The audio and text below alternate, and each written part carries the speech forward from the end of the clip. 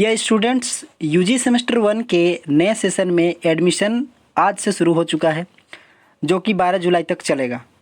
तो अब आपका जो एग्ज़ाम है वो बहुत जल्द होने की संभावना है, क्योंकि नए स्टूडेंट जो है अब एडमिशन लेंगे। जो 12वीं पास कर चुके हैं वो अब यूजी सेमेस्टर 1 में एडमिशन ले रहे हैं। यानी कि अब जो आपका सेमेस्टर 1 वाला है वो उसका एग्ज़ाम बहुत जल्द होने वाला है। तो आज हम लोग इन्वायरमेंटल स्टडीज़ का यूनिट 3 पढ़ेंगे और यूनिट 3 में क्या क्या है इस टॉपिक को समझेंगे। यूनिट 3 में जो टॉपिक्स हैं वो आप देख सकते हैं, ग्रीन कलर, रेड कलर और यहाँ पर जो है स्काई ब्लू कलर जो है इस कलर में यहाँ पर बताया गया है। यहाँ पर हिंदी में बताया गया है, इसके बाद आपको इंग्लिश में भी मिलेगा। पहले मैं थोड़ा पढ़ देता हूँ। पहला आपका जो पॉइंट है वो है भूमि संसाधन, मृदा अपरदन, मरुस्थलीकरण, खनन के प्रभाव, पर्यावरण पर बांध निर्माण। और दूसरा आपका है जल संसाधन, प्राकृतिक और मानव निर्मित स्रोत, जल का उपयोग, सतही और भूजल संसाधनों का दोहन, बाढ़, सूखा और पानी को लेकर अंतर्राष्ट्रीय और अंतर्राज्यीय संघर्ष। और आपका तीसरा पॉइंट है ऊर्जा संसाधन, नवीकरणीय और गैर नवीकरणीय ऊर्जा स्रोत, वैकल्पिक ऊर्जा स्रोत। तो ये आपका हो गया हिंदी में ये सारे पॉइंट्स हैं। अब देख लेते हैं कि जो इंग्लिश में है, इंग्लिश मीडियम के स्टूडेंट है उनके लिए क्या है। तो इसी वीडियो में हिंदी और इंग्लिश दोनों ही मीडियम के लिए है। आप अगर हिंदी मीडियम के तो हिंदी वाला समझ जाइएगा, और जो इंग्लिश मीडियम के स्टूडेंट है वो लोग इंग्लिश वाला को लिखिएगा। ठीक है, लिखिएगा ज़रूर, क्योंकि लिखने से आपको जो है एग्ज़ाम में एक आइडिया रहेगा कि किस प्रकार से इसके आंसर को बनाना है। क्वेश्चन इसी से जो है फाइंड करके आपको दिया जाएगा। तो यहाँ पर देख सकते हैं आप कि आपका वही वाला है, लैंड रिसोर्स, सॉइल इरोजन, और यहाँ पर डिजर्टिफिकेशन है, impact of mining and dam building on environment है, वाटर रिसोर्स वाला है और एनर्जी रिसोर्स है, वही चीज़ें हैं। और यहाँ पर उसका पूरा जो है पूरा कॉन्सेप्ट यहाँ पर दिया हुआ है। ये चीज़ें इंग्लिश में है, तो इंग्लिश मीडियम है, आपको कोई दिक्कत नहीं है। यहाँ पर आप इंग्लिश वाला लिख लेंगे, लेकिन समझेंगे कंप्लीट तरीके से हिंदी में, और इंग्लिश वाले जो है इंग्लिश को अंत में लिख लेंगे। तो चलिए इसको समझते हैं, और समझने के बाद जो है इसको आप लिख लीजिएगा, या फिर समझते हुए भी लिख सकते हैं। तो यहाँ पर जो हम लोग पढ़ेंगे इन्वायरमेंटल स्टडीज़ का यूनिट 3 में क्या क्या चीज़ें हैं। मूल रूप से यहाँ पर जो है संसाधन के बारे में बात हुआ है। कौन कौन से संसाधन है? भूमि संसाधन, जल संसाधन और ऊर्जा संसाधन। जब भूमि संसाधन की हम लोग बात करते हैं तो लिखा है यहाँ पे कि भूमि संसाधन से तात्पर्य पृथ्वी की सतह पर पाए जाने वाले प्राकृतिक संसाधनों से है, जिनमें मिट्टी, जंगल, खनिज, जल वगैरह शामिल होते हैं। भूमि संसाधन में क्या क्या शामिल होते हैं? भूमि संसाधन में मिट्टी, जंगल, खनिज, जल आदि शामिल होते हैं। तो ये चीज़ें किस में आ जाती हैं? भूमि संसाधन में। अब आते हैं मृदा अपरदन और मरुस्थलीकरण, दोनों चीज़ें एक साथ दी गई है। देखिए, मृदा अपरदन का मतलब क्या होता है? मृदा अपरदन का मतलब होता है मिट्टी का कटाव होना और एक जगह से दूसरे जगह में चले जाना। वही बात यहाँ पे लिखी गई है कि मृदा अपरदन हवा, पानी या मानवीय गतिविधियों द्वारा ऊपरी मिट्टी को हटाने की प्रक्रिया है। यानी हवा हो, पानी हो, या मनुष्य के द्वारा या जानवरों के द्वारा अगर मिट्टी एक जगह से दूसरी जगह पर चली जाती है तो ये होती है मृदा अपरदन। ठीक है, ये क्या होती है? ये होती है मृदा अपरदन। और मरुस्थलीकरण क्या है? शुष्क, अर्ध शुष्क और शुष्क उपनम क्षेत्रों में भूमि का क्षरण, जो मुख्य रूप से मानवीय गतिविधि और जलवायु परिवर्तन के कारण होता है, इसे रेगिस्तानी इलाका भी कहते हैं। तो देखिए, जब जलवायु परिवर्तन होता है ना, मान लीजिए किसी जगह पे बहुत पहले बारिश होता था, फिर क्या हुआ, किसी जलवायु परिवर्तन के कारण बारिश होना बंद हो गया, तो वह इलाका जो है धीरे धीरे मरुस्थल बन जाएगा, रेगिस्तान बन जाएगा वो। तो ये हो जाता है मरुस्थलीकरण। और कई बार ऐसा भी होता है कि अच्छा जगह होता है, बारिश भी अच्छी होती है, लेकिन इंसान अपना घर बनाने के चक्कर में पेड़ पौधे काट के पूरा साफ कर देता है और वहाँ प्रदूषण फैलाता है, तो जिस वजह से वहाँ भी मरुस्थलीकरण होने लगता है। अब हम लोग का अगला पॉइंट है पर्यावरण पर खनन और बांध निर्माण का प्रभाव। देखिए, मैं संक्षिप्त में समझा रहा हूँ, इसका डिटेल में अगर हम लोग पढ़ेंगे तो ये बहुत लंबा जाएगा। एग्जाम नज़दीक है, इसलिए मैं इंपॉर्टेंट जो पॉइंट है उसको मैं समझा रहा हूँ आपको। पर्यावरण पर खनन और बांध निर्माण का प्रभाव क्या है? खनन का मतलब होता है आपका माइंस। ठीक है, खनन का मतलब क्या होता है? माइंस। कहीं पर अगर ज़मीन में गड्ढा खोद के कुछ धातु वगैरह निकाल रहे हैं तो वो हो जाता है आपका खनन। तो खनन गतिविधियों से महत्वपूर्ण पर्यावरणीय प्रभाव पड़ सकते हैं, और इसके परिणाम स्वरूप अक्सर आवासों का विनाश होता है, मिट्टी का क्षरण होता है, जल प्रदूषण और ग्रीन हाउस गैसों का उत्सर्जन होता है। खनन से गैर नवीकरणीय संसाधन भी खत्म हो जाते हैं, स्थानीय समुदायों का विस्थापन होता है। तो खनन करने के बहुत सारे नुकसान बताए गए हैं। लाभ होते हैं नो डाउट, बहुत सारे खनिज मिलते हैं, लेकिन खनन के जो हैं उसके नुकसान भी बहुत सारे बताए गए हैं।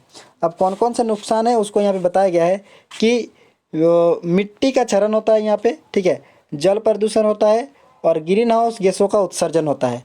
और खनन से जो है बहुत सारे स्थानीय समुदाय के जो लोग होते हैं उनको जो है विस्थापन का भी सामना करना पड़ता है, क्योंकि जिस जगह पे मान लीजिए कि ज़मीन के नीचे वाला हिस्सा में खनन हो रहा है तो उस जगह पर ऊपर में जो घर बने हैं उन लोगों को वहाँ से हटाया जाता है, क्योंकि वहाँ पर दुर्घटना की संभावना बनती है। ये तो हो गए पर्यावरण पर खनन और बांध निर्माण का प्रभाव को देखते हैं। बांध निर्माण मतलब होता है कहीं पर अगर बहुत बड़ा डैम बन रहा है, जैसे बांध निर्माण से पर्यावरण पर सकारात्मक और नकारात्मक दोनों प्रभाव पड़ सकते हैं। बांध जल भंडारण, बाढ़ नियंत्रण और जल विद्युत उत्पादन करते हैं, लेकिन इससे क्या होता है, इससे होता है विस्थापन। इससे क्या होता है, विस्थापन होता है और नदी का जो प्रवाह होता है ना, प्राकृतिक जो फ्लो होता है उसका, वो रुक जाता है और इससे बहुत सारे नुकसान होते हैं। और मछलियों को भी बहुत ज़्यादा नुकसान होता है, क्योंकि मछलियाँ क्या होती है, नदी की धारा के अनुसार जो है बहती है, लेकिन जब बहाव रुक जाता है, कहीं पे बहुत बड़ा डैम बन गया, बहुत बड़ा बांध बन गया, तो अब नदी का पानी उधर ना बह के किसी और तरफ जाएगा या फिर रुक जाएगा, तो मछली जो है रुकी हुई पानी में ज़्यादा सुरक्षित नहीं रह पाती, बहती हुई पानी में लोग ज़्यादा सुरक्षित होती है। तो यहाँ पर जो है अगला पॉइंट आपका जल संसाधन।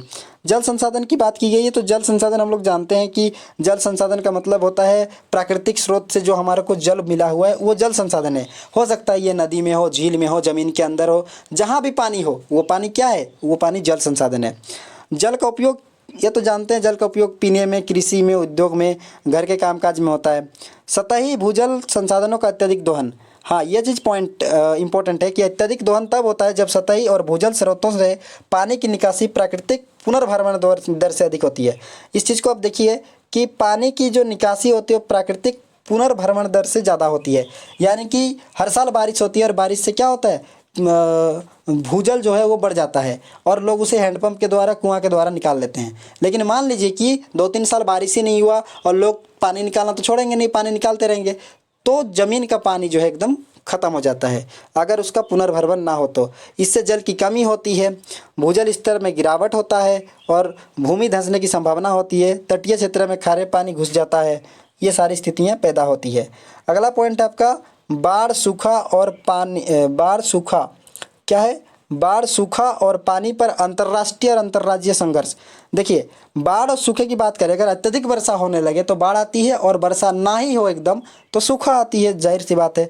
और लेकिन ये बहुत सारी आपदाओं को पैदा करती है और ये आपदा जो होती है सामाजिक, आर्थिक और पर्यावरणीय स्तर पर नुकसान ही पहुंचाती है। ठीक है, समाज के लोगों को समस्या होती है, पैसे की हानि हो जाती है और पर्यावरण का तो नुकसान हो ही जाता है। बाढ़ से बहुत नुकसान होता है, सूखा से भी नुकसान होता है। और यहाँ पानी की कमी तो एक अलग से समस्या है और इस पानी की कमी की वजह से राष्ट्रों के भीतर जो राज्य होते हैं आपसी संघर्ष में जुड़ जाते हैं, क्योंकि नदी पर सब राज्य का अपना अपना कब्जा है और वो डैम बना देता है। तो मान लीजिए एक राज्य ने, जिससे नदी होकर बहकर दूसरे राज्य में जा रही है, तो पहले वाले राज्य ने अगर डैम बना दिया तो पानी निचले वाले राज्य को पहुंचेगा नहीं, इस पर विवाद खड़ा होता है। इसे अंतर्राज्यीय या अंतर्राष्ट्रीय विवाद या संघर्ष कह सकते हैं। अब आता है हम लोग का ऊर्जा संसाधन। देखिए ऊर्जा संसाधन दो तरह के होते हैं, एक होते हैं नवीकरणीय जिसको हम दोबारा नया बना सकते हैं, एक होता है गैर नवीकरणीय जिसको एक बार यूज करने के बाद दोबारा यूज नहीं कर सकते हैं। जैसे कि अगर हम लोग देखते हैं सूर्य का प्रकाश तो रोज़ नया आ रहा है, तो इसको बोलते हैं नवीकरणीय ऊर्जा का स्रोत। लेकिन मान लीजिए आप कोयला इस्तेमाल करें, तो कोयला को एक बार यूज कर लिए, गैस को एक बार यूज कर लिए, तो आप दोबारा उसका यूज नहीं कर सकते हैं, तो इसे बोलते हैं गैर नवीकरणीय स्रोत। ठीक है, ऊर्जा का यहाँ पर दिया है पुनः प्राप्त ऊर्जा स्रोत। नवीकरणीय ऊर्जा स्रोत पुनः प्राप्त ऊर्जा स्रोत कहलाता है क्योंकि इसे दोबारा प्राप्त किया जा सकता है। और उदाहरणों में आप देख सकते हैं कि सौर ऊर्जा, पवन ऊर्जा, जल ऊर्जा, भूतापीय ऊर्जा, बायोमास, ये सारे के सारे क्या हैं, नवीकरणीय हैं। और गैर नवीकरणीय वो होते हैं जो पर्यावरण पर गैर नवीकरणीय स्रोतों की तुलना में इन स्रोतों का पर्यावरण पर प्रभाव कम होता है क्योंकि ये कम ग्रीन हाउस गैस पैदा करते हैं। जो गैर नवीकरणीय होते हैं वो ज़्यादा ग्रीन हाउस गैस जो है बनाते हैं और जो नवीकरणीय होते हैं वो कम बनाते हैं। अब गैर नवीकरणीय को समझते हैं। गैर नवीकरणीय ऊर्जा स्रोत सीमित हैं और यहाँ पर बात हो रही है गैर नवीकरणीय की, तो कोयला, तेल और प्राकृतिक गैस इसमें आ जाते हैं। ठीक है, ये सीमित है और पर्यावरण को बहुत भारी मात्रा में नुकसान पहुँचाती है। वैकल्पिक ऊर्जा के और अब ध्यान दिया जा रहा है। दुनिया जो है वैकल्पिक ऊर्जा की ओर ध्यान दे रही है। पर्यावरण चिंता और गैर नवीकरणीय ऊर्जा स्रोतों की सीमित उपलब्धता को देखते हुए वैकल्पिक ऊर्जा स्रोत पर ध्यान बढ़ रहा है और इसमें जो है उन चीज़ों को इस्तेमाल किया जा रहा है वैकल्पिक ऊर्जा स्रोत को अपनाने में, जलवायु परिवर्तन को कम करने में, प्रदूषण को कम करने में और अधिक टिकाऊ ऊर्जा भविष्य को बढ़ावा देने में मदद मिल सकती है। यानी कि अब जो है ऊर्जा के नए नए स्रोत खोजे जा रहे हैं जो कि पर्यावरण को नुकसान ना पहुंचाए और हमेशा जो है चलते रहे। तो ये आपका था यूनिट 3। ठीक है, यूनिट 3 में ज़्यादा कुछ नहीं है, आपको 3 चीज़ आप ऐसे भी सब जानते ही हैं। ठीक है, जल संसाधन, ऊर्जा संसाधन, और यहाँ पर जल संसाधन दिया है, ऊर्जा संसाधन दिया है, और यहाँ पर एक दिया है आपका मरुस्थलीकरण, मृदा, भूमि संसाधन या मृदा संसाधन समझ जाइए। तो ये आपका हिंदी में हो गया। ठीक है, हिंदी में हो गया। अब इंग्लिश वालों के लिए देखते हैं, इसके ठीक नीचे है इंग्लिश वालों के लिए, इंग्लिश मीडियम के लिए आपको जो है इसको नोट्स कर लेना है। ठीक है, नोट कर लीजिए और पढ़िए, ये बहुत इंपॉर्टेंट है और इस पर और ज़्यादा रिसर्च कीजिए।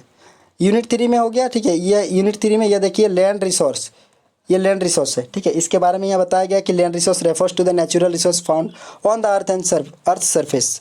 ठीक है, और इसके बाद सोइल इरोजन के बारे में बताया गया, डेजर्टिफिकेशन है यानी मरुस्थलीकरण है, impact of mining and dam building on environment है, ये चीज़ें आप लिख लीजिए। और इसके बाद है आपका वाटर रिसोर्स। ठीक है, और वाटर रिसोर्स, वाटर का यूज कहाँ कहाँ किया जाता है उसके बारे में बताया गया है।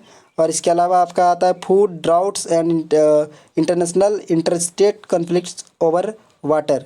एनर्जी रिसोर्स की बात हो रही है। इसके बाद आपका हो जाता है एनर्जी रिसोर्स कंप्लीट और यहाँ पर आपका चैप्टर जो होता है यानी ये जो यूनिट 3 है वो कंप्लीट हो जाता है। तो देखिए यूनिट 3 जो आपका कंप्लीट हो गया, ज़्यादा बड़ा नहीं था, छोटे छोटे पॉइंट थे जो आप पहले से जानते थे, इसलिए मैंने इसको हल्के तरीके से समझा दिया है। क्योंकि भूमि संसाधन, जल संसाधन, ऊर्जा संसाधन ये आप पहले से भी 9-10 में बहुत ज़्यादा पढ़े हुए हैं। तो ये चीज़ आपका कंप्लीट हो गया है यूनिट 3। ठीक है, बहुत जल्द हम लोग जो है यूनिट 4 का जो है वीडियो ला रहे हैं जिसमें आपको यूनिट 4 के बारे में यानी एनवायरमेंटल स्टडीज़ का यूनिट 4 के बारे में बताया जाएगा और बहुत जल्दी कंप्लीट करना है। देखिए एडमिशन जो है स्टार्ट हो गया, मतलब आपका एग्ज़ाम बहुत करीब है, कभी भी किसी भी वक्त रूटीन आ सकता है और आपको एग्ज़ाम के लिए जो है तैयार होना पड़ सकता है। आप पहले से ही खुद को तैयार रखिए और पहले से ही खुद को तैयार रखेंगे तो एग्ज़ाम आपको हेडेक नहीं लगेगा। अधिकतर सब्जेक्ट इस चैनल पे पूरे हो चुके हैं, जैसे डिजिटल एजुकेशन कंप्लीट हो चुका है, आप देख लीजिए, पूरा कॉन्सेप्ट क्लियर कर लीजिए। अंडरस्टैंडिंग इंडिया हाल ही में कंप्लीट हुआ है, उसे भी देख लीजिए। अब ईवीएस कंप्लीट कर देंगे, इसके बाद हिंदी वगैरह कंप्लीट हो जाएगा और आपके जो एमडीसी सब्जेक्ट हैं उसको कंप्लीट किया जाएगा। और एक चीज़, मेजर और माइनर को लेकर आप जो है खुद से, क्योंकि आप सब खुद से पढ़ चुके हैं तो आप खुद से उस पर मेहनत कीजिए।